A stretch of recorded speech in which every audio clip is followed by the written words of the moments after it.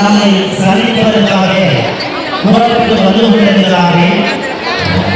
அவர்கள் வருகின்ற வழியிலேயெல்லாம் மக்கள் பெரு வெள்ளமாக திரண்டு என்று அவர்களுக்கு வரவேற்பு வழங்கிக் கொண்டிருக்கின்ற காரணத்தினால் அந்த மக்கள் கிழமை நீதி என்பது குறிப்பாக நம்முடைய இது நாள் வரைக்கும் நம்முடைய மாணவ செல்வங்களுடைய பெற்றோர்கள், எங்களுடைய பெருமதிப்பிற்குரிய ஆசிரியர் பெருமக்கள், அவர்களுடைய உற்றார் உறவினர்கள் என்று ஏதோ ஒரு காரணத்திற்காக அந்த மண்ணை விட்டு பிரிவதில் நேர்ந்திருக்கலாம்.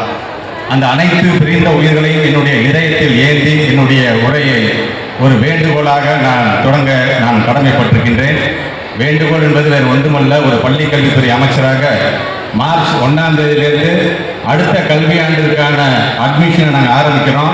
வீட்டில் இருக்கிற பிள்ளைங்க யாரெல்லாம் பள்ளிக்கூடத்தில் சேரக்கூடிய அந்த வயது வந்ததோ உடனடியாக பிள்ளைகளை மார்ச் 1ஆம் தேதி நாங்கள் தொடங்க இருக்கின்ற அந்த அட்மிஷனில் நீங்கள் சேர்த்துக்கொள்ள வேண்டும் என்கின்ற அந்த வேண்டுகோளோடு வருகை தந்திருக்கின்ற குறிப்பாக மக்களுக்கெல்லாம் மாண்புமிகு முதலமைச்சராக, உடன்பிறப்புக்கெல்லாம் தலைவராக, கொள்கை எதிரி என்று சொன்னால் த மோஸ்ட் டேஞ்சரஸ் பர்சனாக, ஏன் உங்களுக்கெல்லாம் குடும்பத்தில் ஒருவராக வருகை தந்திருக்கின்ற குறிப்பாக தந்தை ஸ்தானத்திலிருந்து இன்றைக்கு பல்வேறு திட்டங்களை மாணவருடைய செல்வத்துடைய எதிர்காலத்திற்காக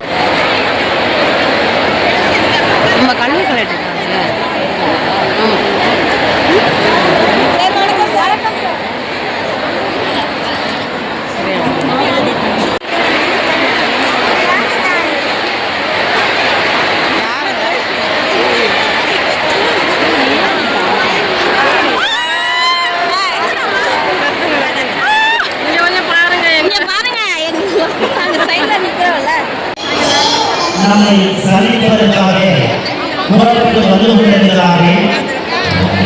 அவர்கள் வருகின்ற வழியிலேயெல்லாம் மக்கள் பெரு வெள்ளமாக திரண்டு என்று அவர்களுக்கு வரவேற்பு